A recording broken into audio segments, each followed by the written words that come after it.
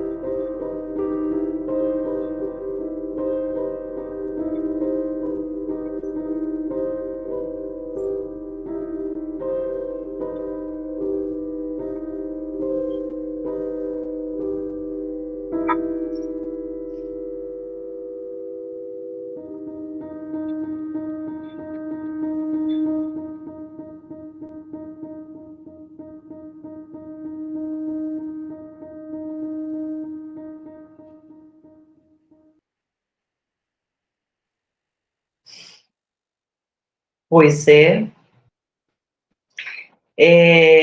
o quanto que é doloroso esse momento, o quanto que é muito próximo de nós, nas cidades mais urbanas, esse fenômeno é visto muito fortemente, talvez para vocês aí que morem mais no interior, esse fenômeno também já chega para vocês, mas não desta forma, mas essa importância nossa dada à imagem, às redes sociais, a estar antenado e conectado através das redes sociais, passando para os outros uma realidade que não existe, né? A gente sempre diz, né, que o sorriso do Instagram, ele não é verdadeiro, as imagens que a gente posta no Instagram, sempre todo mundo muito bem-sucedido, muito feliz, muito alegre, muito satisfeito, ou às vezes, né, nós passamos as misérias também pelo Instagram sem nenhum sentimento, parecendo de que aquelas coisas não acontecem conosco e que a gente não sofre pelo sofrimento do outro, né? Então, diante de uma catástrofe, a gente está muito mais interessado em registrar e mostrar que a gente está registrando do que sentir, né? E aí vai esvaziando as relações humanas, vai esvaziando os sentidos e as pessoas começam a ficar desnutridas de sentido e começam a ter as patologias que são as angústias, as depressões e os suicídios vêm por conta disso. E esse vídeo retrata justamente, né, a insistência da criança, né, em se relacionar, em exigindo das pessoas a atenção e as pessoas todas muito voltadas para essa existência virtual, né, e dando pouca atenção às pessoas que estão ali ao redor delas e acaba, né, desnutrindo tanto o humano que ele acaba se suicidando, e mesmo diante do suicídio, você está muito mais preocupada em fazer o registro, né, da miséria do que propriamente contribuir para que ela não aconteça, e o final da cena é justamente todos caindo nessa depressão muito grande. Esse é o contexto contemporâneo, né, feito, claro, de uma forma bastante realista, mas que nós precisamos entender, né, que nós estamos caminhando para aí, né, caminhando para essa situação. Em muitas situações, nós já vivenciamos aqui em Salvador, mesmo há uns 4 ou 5 anos atrás, houve um acidente aqui próximo, aqui em casa, na Paralela, de 2 jovens numa moto, que a gente estava em casa só recebendo as cenas horrorosas dos corpos, né, na via, e eu dizendo, meu Deus, que sangue frio é esse de uma pessoa que tira uma foto dessa, sabe? E que ainda posta essa foto. Que sangue frio. E essa frieza que nos assusta, né? Esse é o relacionamento, e que Bauman, que é um sociólogo, filósofo polonês, ele vai falar da sociedade líquida, ele vai falar dessa modernidade líquida, e ele diz sobre essa falta de sensibilidade nossa com relação aos outros, ao sofrimento do outro, este relacionamento tão fluido e tão efêmero que nós temos com as pessoas, e que isso, né, isso vai trazer para a gente sérias consequências. Bom, além desse vídeo, eu adoro vídeos, tá, gente? Além desse vídeo, eu trouxe também para vocês um outro vídeo que vai falar desse contexto VUCA, né? Não sei se vocês já ouviram falar desse contexto VUCA, né? Que é mais ou menos, que diz mais ou menos assim: como esse mundo contemporâneo ele é VUCA, e o VUCA é um acrônimo em inglês, mas traduzindo para o português é um mundo volátil, um mundo.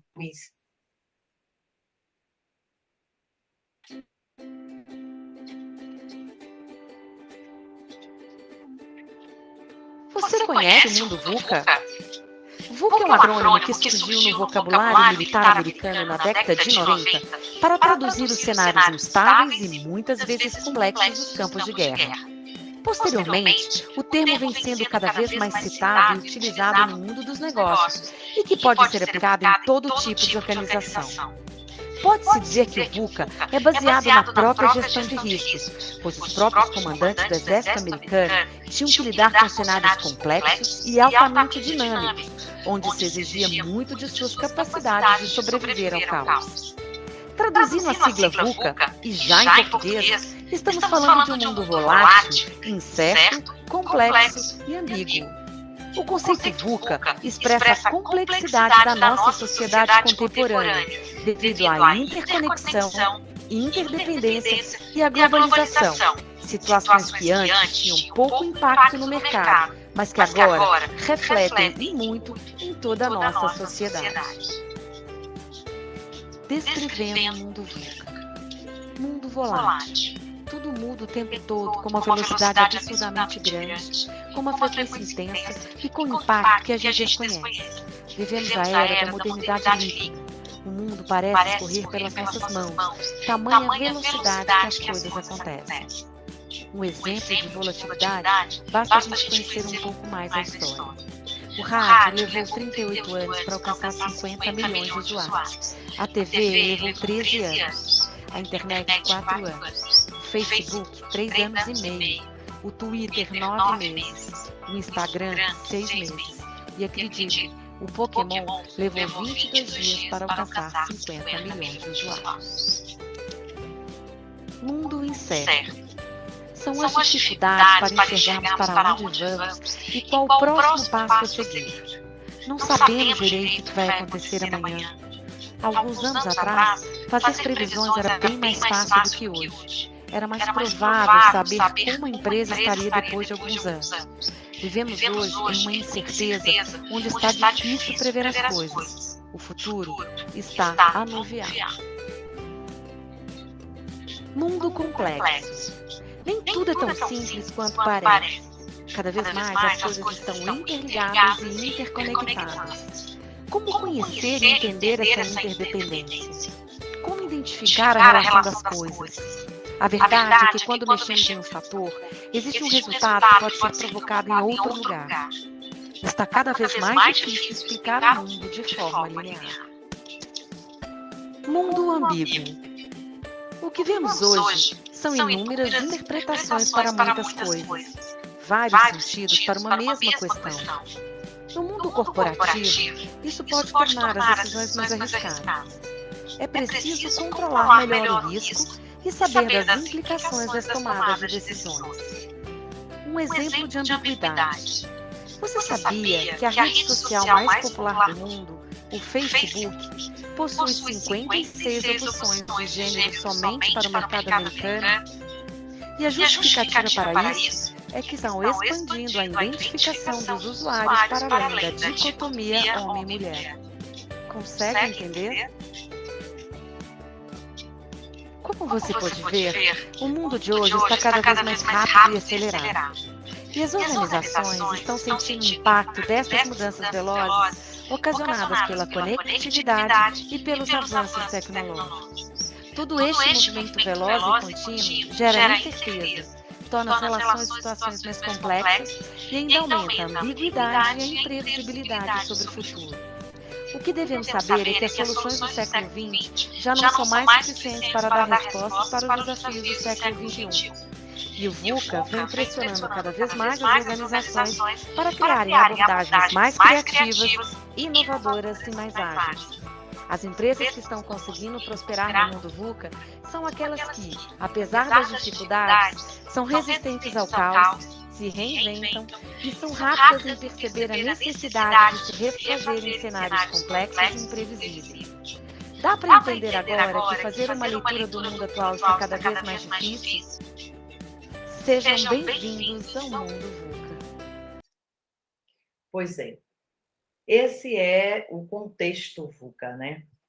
Esse contexto, e eu com toda certeza, né, na hora que vocês assistem, vocês começam a perceber, né, que é bem por aí mesmo. E a pandemia, ela acentuou mais, né? Ela deu luz a essa volatilidade, a essa complexidade, a essa ambiguidade, porque a pandemia trouxe, né, mais do que, né, que o amanhã é incerto e nós não sabemos sobre ele. Né? Nós temos aí 2 anos de pandemia e a cada ano, ou a cada mês, ou a cada período, nós nos preparamos para voltar às aulas presenciais e até hoje nós não estamos certos, né, de que é para voltar e se voltaremos, saberemos cuidar disso. Né? Então, a ambiguidade também, as coisas hoje, na hora de você responder, elas são mais ou sim ou não, ou certo ou errado, ou isso ou aquilo. Né? Existe possibilidade de ser muita coisa. Né? Cada situação, ela exige, ela tem explicações diferenciadas, e não foi à toa que nós vimos nas nossas vivências, né? O ponto de vista, cada ponto de vista é a vista de um ponto, não significa que estamos certo ou errado, existem possibilidades de ser duas coisas. A vida como ela é trouxe para vocês uma experiência, né, de uma escola que recebe uma menina trans, e aí? Né? Então, uma menina trans significa dizer que o gênero não é mais o feminino e o masculino, tem mais outros gêneros. Vocês viram no vídeo do VUCA que só nos Estados Unidos, dentro do Facebook, já se consideram 56 possibilidades de gênero. Então, nós não temos só o masculino e o feminino, né? Então, temos mais 54 possibilidades. Bom, esse é o mundo que vivemos. Se ainda não chegou algumas coisas para nós, né? Porque, claro, estamos num país ainda em desenvolvimento, somos da zona, né? Então vocês estão mais para o interior, eu estou mais para a capital, então algumas coisas chegam para aqui, não chegam para aí, algumas outras chegam para aí, ainda não chegam para aqui, mas as coisas caminham para esse lugar.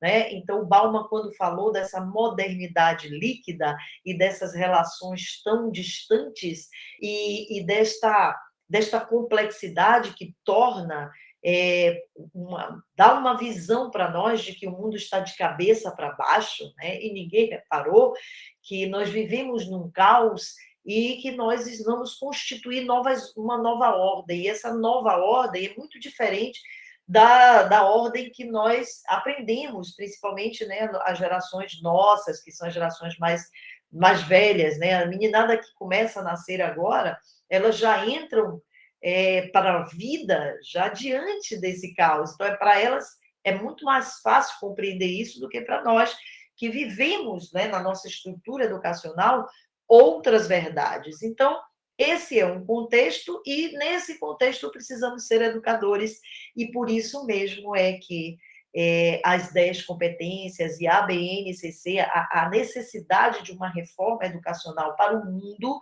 ela urge. E nós precisamos, de fato, olhar os nossos currículos e entender que esse é um currículo para uma sociedade que já não existe mais, e cada vez a gente vai precisar, né, de inovação no nosso currículo. E aí a BNCC vem como uma proposta para que nós possamos olhar os nossos currículos e ajustá-lo segundo esse contexto contemporâneo. Então, por isso que nós estamos falando dessas 10 competências da BNCC, que eu agora vou compartilhar com vocês aqui, né, essas competências, tá, dentro dessa apresentação aqui, que nós estamos justamente, né, diante desse contexto VUCA, e ainda depois da pandemia veio mais um acrônimo, que é o contexto BANI em inglês, que é o FANI em português. Um contexto frágil, um contexto ansioso, um contexto não linear e incompreensivo. Então, além do contexto VUCA aqui, né, volátil, incerto, complexo e ambíguo, a gente também tem, né, com o acirramento da pandemia, uma fragilidade, nós estamos frágeis emocionalmente e cognitivamente também.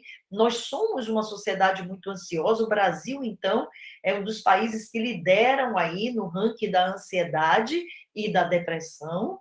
é um contexto não linear, porque a gente não consegue explicar as coisas linearmente mais, ou isso, ou aquilo, ou isso é porque, né, nós estamos vivendo isso porque aquilo aconteceu. Não, acontece uma profusão de coisas e a gente não consegue mais explicar linearmente as coisas, e incompreensível porque todas as bases que tínhamos para explicar a vida não temos mais, né? Então ela fica incompreensível. Então imagine juntar o VUCA com o BANI, isso é que traz para a gente uma certa fragilidade e principalmente emocional, e é por isso que nós falamos em desenvolver competências, e entre essas 10 competências, 30% é especificamente socioemocional, né?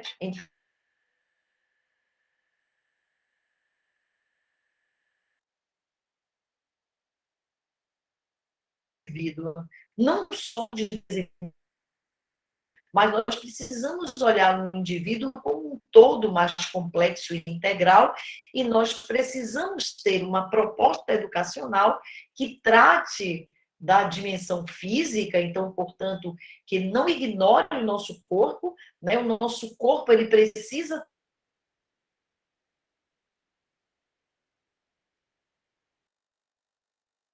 mais para si, né? E dentro desse autocuidado, e o corpo como uma responsabilidade nossa de cuidar, a dimensão mental também e cognitiva, porque quanto mais proficiência aprendiz tivermos, quanto mais ágeis aprendizes formos, mais rapidamente nós vamos absorver a novidade e vamos dar respostas a ela.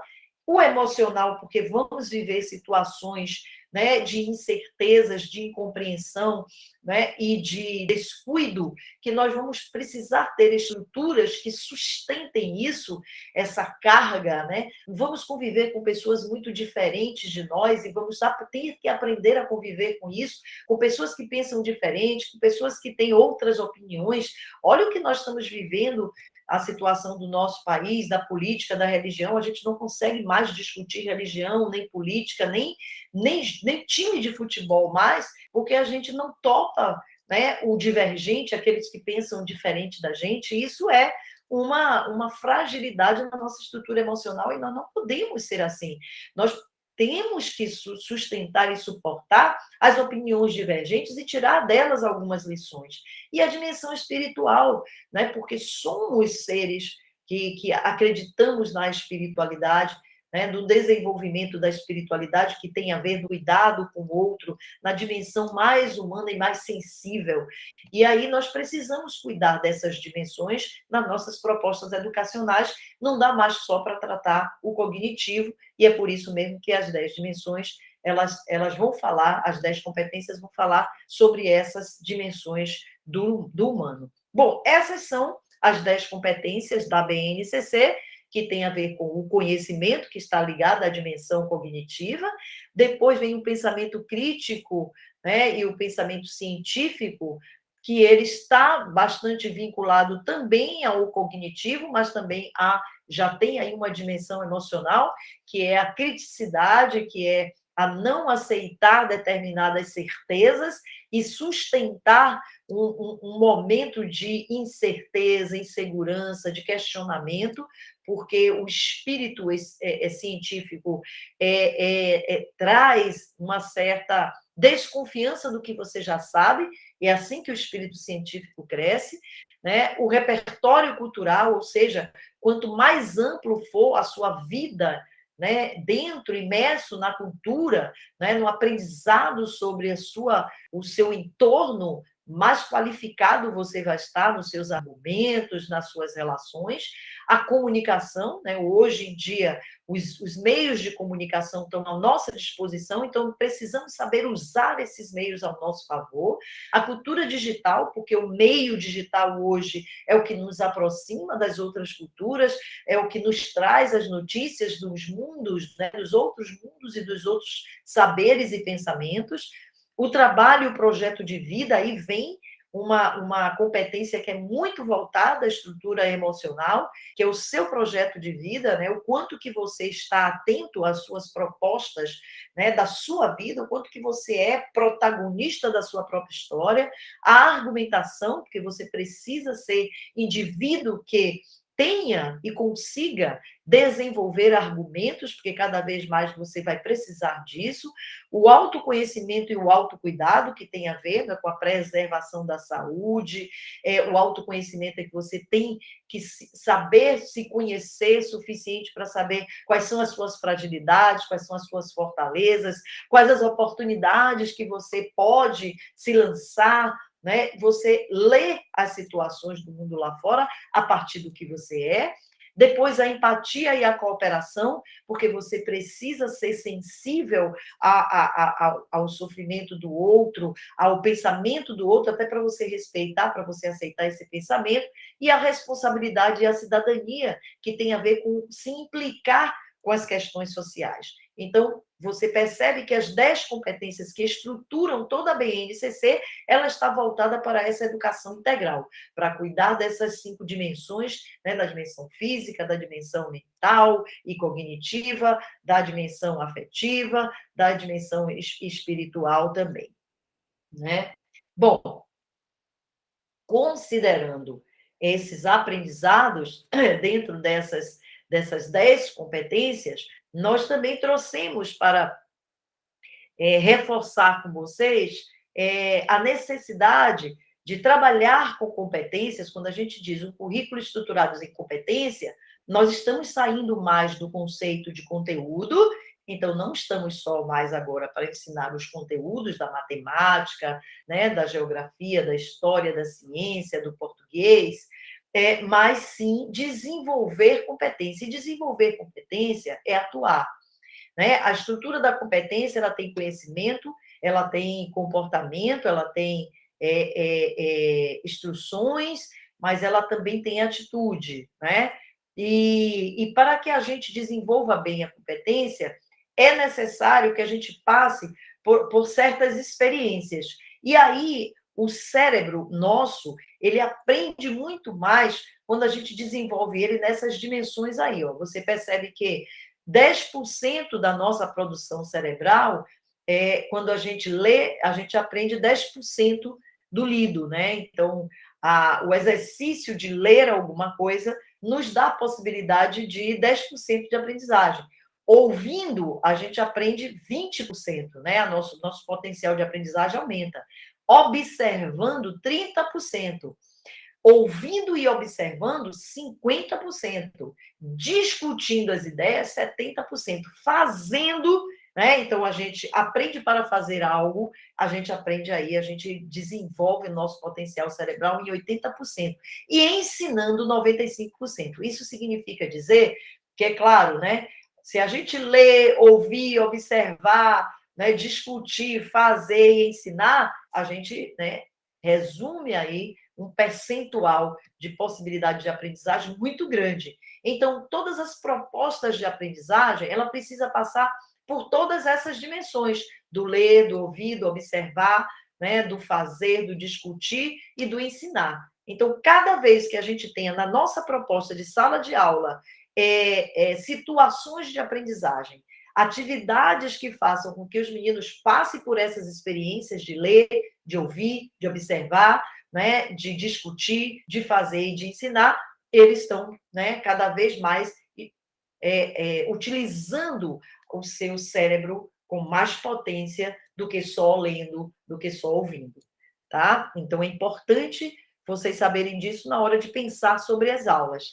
Bom, e aí eu gostaria de trazer para vocês, né, a experiência de como o nosso cérebro aprende, tá? É importante que a gente tenha aqui, né, uma possibilidade de experimentar, né, ouvir e entender como o nosso cérebro aprende. Então, eu vou trazer para vocês um outro videozinho aqui muito importante, que é para que vocês saibam como o nosso cérebro aprende. Então, vamos lá?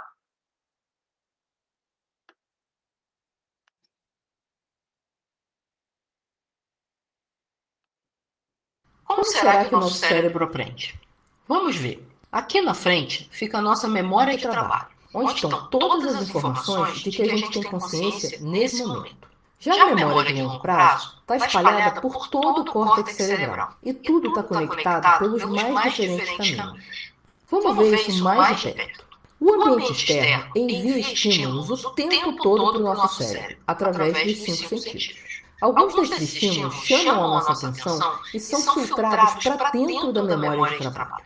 E essas informações do ambiente que foram para a memória de trabalho funcionam como verdadeiros ímãs. Eles trazem informações que são relacionadas lá da memória de longo prazo. E nesse momento a mágica acontece. Quando a gente raciocina, as informações novas e as antigas começam a se conectar. Quando você repete o processo, recebendo estímulos, trazendo os mais interessantes para a memória de trabalho e raciocinando sobre eles, as conexões se fortalecem. Com mais repetição, as conexões vão ficando cada vez mais fortes. Até que chega uma hora que as conexões transformam aquelas informações que antes eram novas. E aí, elas passam a fazer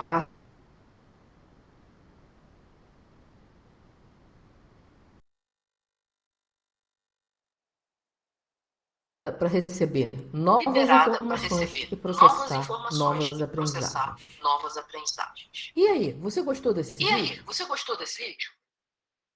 Então, você percebe que o cuidado que precisamos ter, né, com a nossa percepção e os nossos sentidos, não é à toa que vocês passaram, né, na nossa jornada pela experiência do corredor sensorial, ou seja, receber informações pelo tato, pelo ouvido, né, pelo olfato, o quanto que quando nós escondemos, né, ou quando nós não usamos o órgão no sentido que mais nós usamos, que é a visão, o quanto que aguçamos os outros órgãos de sentido, e é nesse momento que os nossos órgãos vão captar as informações externas e jogar para a nossa memória de curto prazo ou memória de trabalho. Essa memória de curto prazo não está dizendo, é curto o prazo, tá? Então, a gente não consegue guardar na nossa memória de curto prazo uma informação por muito tempo. Então, essa informação, para passar para a nossa memória de longo prazo, ela precisa captar dentro do nosso histórico de memória outras memórias, né, outros conteúdos que se relacionem com aqueles conteúdos novos. Por isso que nós dizemos sempre assim, que toda proposta de aprendizagem bem-sucedida, ela parte sempre do que nós sabemos, porque é a partir do que nós sabemos que nós podemos conectar aquelas coisas novas que aprendemos, né? Então, se a gente passa por uma experiência e a gente guarda essa experiência, e enquanto a gente está guardando ali na nossa memória de curto prazo, a gente linka a uma memória outrora que nós tivemos, que já guardamos, que está lá na nossa memória de longo prazo, significa dizer que essa memória nova, esse aprendizado novo, ele encontrou conexão com um aprendizado antigo que nós tínhamos. Aí inicia-se, né, essa corrente que vai conectar uma memória com a outra e que vai levar essa memória de curto prazo para o longo prazo. E cada vez que a gente repete esse aprendizado, mais fortalecido vai ficar essa memória de longo prazo. Ah, Selma, então quer dizer que quando a gente repete uma lição, ela fica mais aprendida? Sim. Ah, então, mas se discutia muito que quando a gente repete muito, a gente mecaniza o aprendizado. Sim, quando a gente repete e não relaciona a memória a alguma coisa que ele já conhece. Então, não adianta a gente ficar repetindo um conhecimento que está na memória de curto prazo, sem que ela crie nenhum elo com a memória de longo prazo. Ela vai perder de qualquer jeito, mesmo que ela repita. Então, quando você mecaniza uma memória só no curto prazo, sem tornar sentido para ela, o que diante do que o indivíduo já sabe, é perdido do mesmo jeito. Então, não adianta repetir. Só adianta repetir quando você relaciona o que você aprendeu de novo com alguma coisa que você já tem aprendido. É por isso que o levantamento de conhecimentos prévios é um valor dentro do processo de aprender. né? Por isso que a gente diz, sempre comece a ensinar alguma coisa nova a partir das memórias que o indivíduo tem, daquilo que ele já aprendeu. Então, é saber primeiro o que o menino sabe sobre aquilo, para a partir do que ele sabe, eu dar uma outra, né? Eu dar uma outra novidade, um outro conhecimento para ele linkar aquilo que ele sabe, que é justamente assim que o nosso cérebro trabalha. Então, se nós estamos falando de aprendizado socioemocional, é por isso que é importante, por isso que nós trouxemos as vivências para vocês. Quando vocês lidam com a vivência, vocês estão lidando, né? Naquele momento que vocês entraram lá no corredor sensorial, no momento que vocês fizeram aquele exercício lá da corda, no momento que vocês fizeram o ponto de vista, a vida como ela é, tá? O trabalho do identificação das imagens, tudo aquilo levou vocês, tá? A uma sensação de emoção ou a uma competição, levou vocês a sentir alguma coisa. Nesse sentido, quando a gente faz a reflexão com vocês, porque para a gente só vocês participarem não é significativo? Porque só vocês participaram, ficou aqui na memória de curto prazo, alguns iriam relacionar as outras memórias, mas outros não. Então, por que faz sentido, logo depois que vocês fazem o exercício, a gente conversar com vocês sobre isso, para buscar em vocês memórias outras, conhecimentos que vocês já têm, para que vocês, né, possam linkar aquilo que vocês estavam vivendo nas vivências com algum conhecimento que vocês já tivessem, com alguma relação com o que vocês já fazem, para que vocês pudessem levar, né, para a memória de longo prazo de vocês. Por isso faz sentido as vivências com as reflexões. Por isso que a gente faz vivência e reflexão. Entende agora? E porque a gente está lidando com questões emocionais. Essas questões emocionais, por que a gente chama de competências socioemocionais? Porque são competências, são nossas emoções, né? A gente está falando de emoção. Mas essas emoções, elas só são afloradas diante da relação com o outro, diante da minha relação com esse objeto de conhecimento. Por isso que é socioemocional, que a gente aprende no coletivo e por isso mesmo essa necessidade de introduzir para vocês aquelas vivências. Entende agora? Bom, quais são essas vivências, Selma? Quais são essas competências socioemocionais das quais essas estruturas, né, da competência da BNCC está falando? Então, vamos lá de novo, volto aqui à minha apresentação, e nós vamos ver, certo? Quais são essas competências. Primeiro, eu quero apresentar para vocês essa estrutura de domínio pessoal. O domínio pessoal é esse ser humano na sua integralidade, tá? Aproveitando de todos os aprendizados e todas as competências que ele tem. Nós, enquanto seres humanos, nós temos uma vida para cumprir, né? Missões para cumprir, e nós somos cheios de desejos, né? De objetivos na vida, né? Os meninos já nascem com essa possibilidade, essa potência de protagonizar a sua história de vida. E aí, em cima disso, né, ele tem objetivos, né? Então, quando ele começa a estudar, ele começa a conhecer o mundo, ele começa a se relacionar com o mundo, ele começa a querer para si alguma coisa, que nós vamos chamar do ponto de chegada, né? Dentro dessa apresentação aqui, como esse ponto de chegada. E ele parte sempre de algum lugar que ele esteja, né? A partir do autoconhecimento, ele define onde ele quer chegar, né? E ele caminha para esse ponto de chegada, para esse objetivo que ele quer. Isso acontece com a criança, acontece com você, acontece comigo, acontece com todo mundo. Nós temos um objetivo, que nós estamos chamando de ponto de chegada, nós temos o lugar onde estamos, que é o ponto de partida, ou seja, do objetivo que eu desejo, né, alcançar. Para alcançar, eu parto de algum lugar, que é o que eu tenho hoje. Então, esse objetivo que eu quero alcançar, ele tem que estar associado ao meu ponto de hoje, né? Imagine se eu quero alguma coisa que está muito distante de mim. Eu posso querer alguma coisa que está muito distante de mim, mas eu preciso entender que, como essa coisa é muito distante, eu vou ter alguns pontos de chegada até chegar a esse ponto final, né? Então, entre o ponto de partida e o ponto de chegada, eu crio um espaço que eu estou chamando de tensão criativa. É onde tudo vai acontecer. É a minha história de vida que vai acontecer aí nessa tensão criativa e que eu vou ter, né, precisar de muita empatia e colaboração, essa colaboração aqui com acento e C cedilha, tá? E colaboração para conseguir, tá? Então, do meu ponto de partida ao meu ponto de chegada, tem todo o meu aprendizado aqui, tem escola, tem faculdade, tem casamento, tem todas as pessoas que eu vou conhecer. Essa minha história de vida está nessa tensão criativa que eu vou estar o tempo todo, eu e o mundo e tudo ao meu redor, né, para que me oportunize chegar onde eu quero chegar.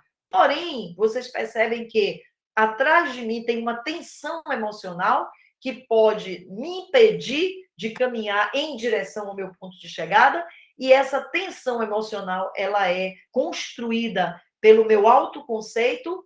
Então, se eu tenho uma baixa autoestima, ou seja, se eu não me relaciono bem comigo, se eu não me acredito, né, se eu tenho uma imagem negativa minha, tudo isso vai criar uma força repulsiva para a minha atenção criativa. Então, a minha atenção criativa vai ser empobrecida, porque eu vou receber uma força que vai me puxar para trás, porque eu não me acredito muito. Então, por isso que trabalhar as competências emocionais e tratar com que os meninos tenham uma boa imagem de si, que eles tenham desenvolvido uma uma elevada autoestima, isso favorece o processo de aprendizagem dele, porque o processo de aprendizagem dele está nessa tensão criativa. Porém, a tensão emocional pode não proporcionar a ele alavancar para a tensão criativa e ele ficar imobilizado no ponto onde ele está e ele não sair daí. Tá? Então, por isso a importância da gente trabalhar o autoconhecimento e, principalmente, a gente desenvolver a alta, né, a ampliação da autoestima, tá? Então, essa baixa autoestima não colabora para esse aprendiz, então nós precisamos elevar a autoestima dele. Bom, e é por isso que a gente precisa trabalhar essas competências. Bom, quais são essas competências, Selma, que são específicas desse lugar emocional? Autogestão, né? Que é a forma de se organizar, e aí eu chamo atenção para as professoras da educação infantil. O primeiro aprendizado da criança é rotina, gente. Nós não podemos abrir mão de ensinar rotina para esses meninos e a gente garantir a rotina. Então, chegou na escola, cantou a musiquinha, sentou na roda, organizou material, guardou material, pegou material para brincar, depois guarda material, agora é hora do lanche. Isso tudo numa cadência, todos os dias a mesma coisa, para criar nele essa rotina. A mesma coisa a rotina de estudo, ensinar os pais que os meninos chegam em casa, precisam o quê? Tomar o banho, almoçar ou jantar e depois fazer o quê? A gente ensinar as famílias também a produzir rotina. Isso é desde a educação infantil até o ensino médio. A escola precisa cuidar da rotina, porque isso vai ajudar ele na autogestão dele. Tá? Criar hábitos saudáveis. A gente só consegue se a gente aprender na escola, desde pequenininho, a cumprir rotinas. Bom, engajamento com os outros, né? Então, propiciar a eles espaços e atividades que ele possa se engajar com o grupo para realizar. Vocês viveram na experiência da jornada, né, desafios que vocês tinham que dividir em grupo. Esses desafios, esses jogos, os jogos servem muito para isso, para propor engajamento. Campanhas sociais servem muito para isso. Tá? Então, tragam para a escola essas vivências com gincanas, jogos, campanhas, tudo que solicite dele engajamento em grupo, que solicite dele trabalho coletivo. A empatia, o respeito e a confiança, a amabilidade. Então, o clima da escola precisa ser um clima de respeito, do muito obrigado, do bom dia, do com licença. Tudo isso nós precisamos insistir em ensinar. A gente parece que a gente só quer ensinar história, geografia, e a gente esqueceu de ensinar essas coisas, né? Na hora que tem um coleguinha que caiu, poxa, todo mundo corre para ajudar o coleguinha que está doente, todo mundo corre para ajudar esse coleguinha, o coleguinha que não trouxe o lanche, o coleguinha que está com dificuldade, isso tudo, a professora que precisa de alguém para ajudar ela naquele dia. E essas coisas, a merendeira que precisa de alguém para ajudar na cozinha, vamos arrumar a nossa sala, vamos varrer o nosso pátio, vamos ajudar ao pessoal de apoio a deixar a sala arrumada para que esse pessoal tenha menos trabalho. Tudo isso ajuda a gente no desenvolvimento dessa amabilidade na escola. Depois, a resiliência emocional, né? A tolerância ao estresse, por exemplo, os jogos e as competições esportivas, elas dão isso, né? Você nem sempre ganha, você perde, mas você se organiza para o próximo campeonato. Então, isso tudo, quer dizer, na hora que você não joga bem, que as pessoas não te escolhem porque você não é um bom jogador, bom, então vamos jogar outra coisa, mas se você quer de fato jogar nesse time, você vai ter que se esforçar para aprender a jogar. E essa frustração é normal, né, de alguém que tem que aprender a conviver com isso também. E depois a abertura para o novo, então, das novidades, criar curiosidade, né? A partir de situações, e se fosse assim? E se essa escola fosse verde? E se, sabe, essas atividades de e se e de criatividade ajuda os meninos a se adaptarem a essas novidades. Eu estou trazendo aqui essas situações de habilidades socioemocionais e vocês percebem aí que tem uns selinhos aqui, né? Em cada lápisinho desse, no final, tem um selinho, a engrenagem, um hominho, um coração, tá vendo aí? Esses selos também servem para que vocês usem no planejamento de vocês, quando naquele planejamento tiver alguma habilidade dessa. Você desenha o selo para que você tenha noção de quantas vezes você trabalhou a autogestão, quantas vezes você trabalhou engajamento, quantas vezes você trabalhou a amabilidade, a resiliência e a abertura ao novo. Porque isso precisa estar no seu plano, no seu planejamento, para ficar visível o quanto você está trabalhando com essas competências, entende?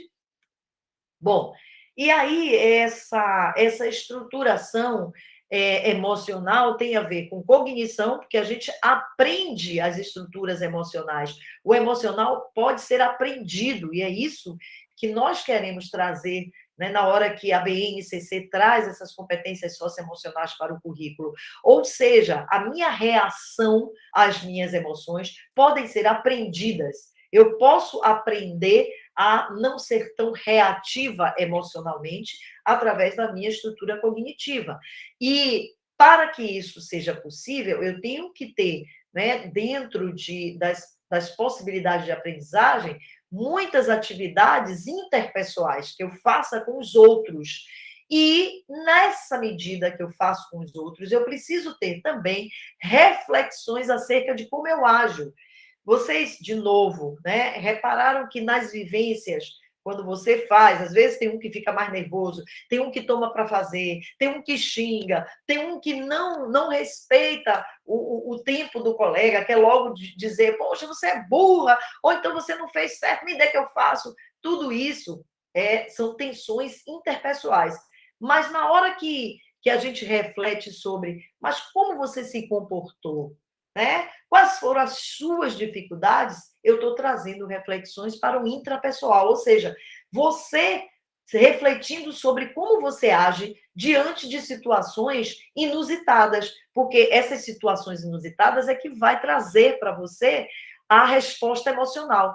Cada vez que você se depara, aí eu estou falando de adulto, de criança, de qualquer um, cada vez que a gente se depara com alguma situação que a gente não estava esperando, a primeira resposta nossa é emocional. Se essa resposta emocional, se a gente se trabalhou emocionalmente, a gente consegue frear e a gente não ser tão reativo. Ou seja, diante de um indivíduo que é muito mal educado, muito grosseiro com a gente não conseguir ser grosseiro com ele, já é uma resposta de que o meu intrapessoal já começa a trabalhar. Ou seja, eu não sou tão reativa quanto eu deveria ser para aquele que me fez mal.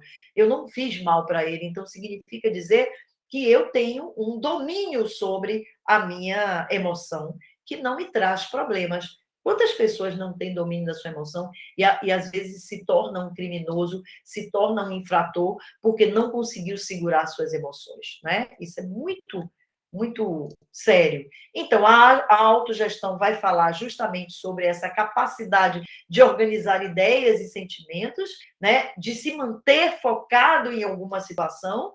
Esse foco é muito importante, as crianças hoje estão com dificuldade de focar, né? Então, a gente está se vendo aí diante de meninos hiperativos e meninos com dificuldade de foco, né, de concentração.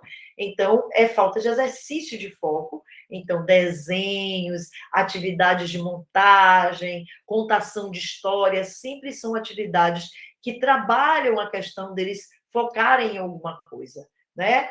E a persistência, então, por exemplo, brincadeira de montagem, eles começam a querer montar, quando eles não acertam, eles querem desistir, e aí a nossa insistência para que ele, né, para que ele continue ali, né, para que ele persista, tudo isso está na dimensão da autogestão. Depois, o engajamento. O engajamento é o raciocínio rápido, dotado de informações, de experiências anteriores que faça com que a gente linke em atuar em alguma situação nova, né? Então, buscar caminhos diferentes para alcançar determinados resultados, buscar ferramentas que possibilite isso. Vocês viveram nas vivências, por exemplo, para armar uma barraca, né? Quais são os conhecimentos que você tem? Você não estava esperando, né, que dentro de um trabalho de jornada fosse solicitado você armar uma barraca. Quantas pessoas quis armar força a barraca, ao invés de entender os mecanismos da barraca, discutir um pouco mais, criar uma estratégia para depois aí sim ir para a montagem, né? A mesma coisa do quebra-cabeça. Quantas pessoas que tinham que armar o quebra-cabeça e foi armando sem olhar primeiro para o desenho, bom, deixa eu ver esse desenho, o que é que me pede, então e criar uma estratégia para isso. Isso é trabalhar engajamento. Depois, a amabilidade, né? Durante uma atividade de grupo, às vezes o resultado, quando não chega, você se torna tão agressivo com os outros do seu grupo que você dispersa todas as pessoas. Então, o quanto que você consegue manter amável, manter o respeito, mesmo diante, né, de tensões emocionais. Então, a amabilidade vai falar justamente sobre isso. E a resiliência, que é, né, a insistência sobre algo, né, e a não desistir, né, de algo e tolerar as dificuldades, as relações truncadas, porque, né, e se refazer a cada momento para que se chegue à finalização e à concretização de um objetivo, que é lidar com a frustração do erro, com a frustração de ainda não alcançar, de não ser no tempo certo, levar a consideração, né, de que tem outras pessoas ali com você, certo? Que você tenha confiança em si, mas que também tenha confiança nos outros, né? E que você persista naquilo e que você tome atitudes mais de envolver as pessoas e de não desistir da proposta. E a abertura para o novo é que, às vezes, a solução e a situação está em você pensar completamente diferente, né? E, às vezes, você tem uma discussão com quem você está trabalhando em grupo, que a pessoa está dizendo, ó, tem que ser aqui, e você não abre, né, a possibilidade de pensar, né, sobre alguma coisa que você ainda não sabe, mas que aquele outro sabe, que você precisa se abrir para essa novidade, né? Então, isso é muito importante dentro do trabalho socioemocional e que vai lhe garantir a convivência com pessoas diferentes de você e até você ser produtivo com essas pessoas. E também, ao trabalhar isso com as crianças, vai garantindo a elas essas estruturas de trabalhar com novidades, porque agora, cada vez mais na vida deles, as novidades serão cada vez mais rápidas, né? E muitas. Então, eles precisam abrir mão, e para abrir mão, né, e se abrir para o novo, você tem que abrir mão de crenças e conceitos que você tinha antes. Esse é o mais difícil. A abertura para o novo é muito mais quando o novo bate num aprendizado e no saber que você já está consolidado em você. E para você aceitar aquele novo, você tem que descartar alguma coisa que você aprendeu e que não cabe mais. Essa é a grande dificuldade para o adulto, mas não é tanto pela criança. Se você mantém esse exercício da criança o tempo todo, você aprendeu alguma coisa e agora você vai aprender outra, e para aprender outra você vai ter que desaprender aquilo que você aprendeu. Esse é o melhor caminho para você trabalhar essa abertura do novo com crianças. Bom, eu espero que essas reflexões todas tenham contribuído, né, com vocês, para que vocês possam pensar sobre essa prática de vocês, né, dessa prática cotidiana de sala de aula, de uma forma mais proativa. Nós que somos professores e educadores, nós precisamos passar por essas experiências para que a gente possa, né, estar lembrada lá do cérebro que aprende quando a gente ensina. Cada vez que a gente ensina essas estruturas emocionais, mais nós vamos trabalhar as nossas estruturas emocionais. O que dificulta para a gente, enquanto educadores, trabalhar com as estruturas emocionais é porque nós não trabalhamos as nossas estruturas emocionais. Por isso, a nossa necessidade de trazer vivências, por isso, a insistência na formação de professores com experiências e vivências que vocês possam lidar com as suas emoções e ir fazendo reflexão. E depois dessa conversa nossa, tudo vai fazer sentido para vocês, de tudo que vocês viveram com as vivências, e dizer assim, poxa, quanta coisa eu vivi ali e aprendi que estão na minha dimensão emocional e não só na dimensão cognitiva, tá bom? Eu espero com isso que vocês, de fato, tenham aproveitado bastante para agora pensar no planejamento de vocês e inserir esses elementos, né, emocionais dentro do planejamento de vocês. Esta apresentação, tá? Eu vou mandar pelos meninos, então eu vou encaminhar esse link da apresentação para ficar com vocês, porque não só é para que vocês possam reconhecer os vídeos, mas também para que vocês possam aproveitar e aprofundar essas discussões que fizemos. Bom, eu deixo vocês agora com um poema de Mário Quintana, que eu quero ler aqui para vocês, que eu acho que é bem oportuno para esse momento. Bom, Mário Quintana diz assim: a vida é o dever que nós trouxemos para fazer em casa. Quando se vê, já são 6 horas. Quando de ver, já é sexta-feira. Quando se vê, já é Natal. Quando se vê, já terminou o ano. Quando se vê, perdemos o amor na nossa vida. Quando se vê, passaram-se 50 anos. Agora é tarde demais para ser reprovado. Se me fosse dado um dia outra oportunidade, eu nem olhava o relógio. Seguiria sempre em frente e iria jogando pelo caminho a casca dourada e inútil das horas. Seguraria o amor que está à minha frente e diria que eu amo. E tem mais. Não deixe de fazer algo de que gosta devido à falta de tempo. Não deixe de ter pessoas ao seu lado por puro medo de ser feliz. A única falta que terá será desse tempo, que infelizmente nunca mais voltará. Então vamos aproveitar o tempo presente, aprender tudo isso que vivemos juntos e vamos fazer da nossa sala de aula a melhor sala de aula do mundo e vamos fazer dos nossos estudantes os melhores estudantes do mundo e vamos ser para eles os melhores professores que eles podem ter. Tá bom, gente? Um beijo no coração de vocês. Tchauzinho.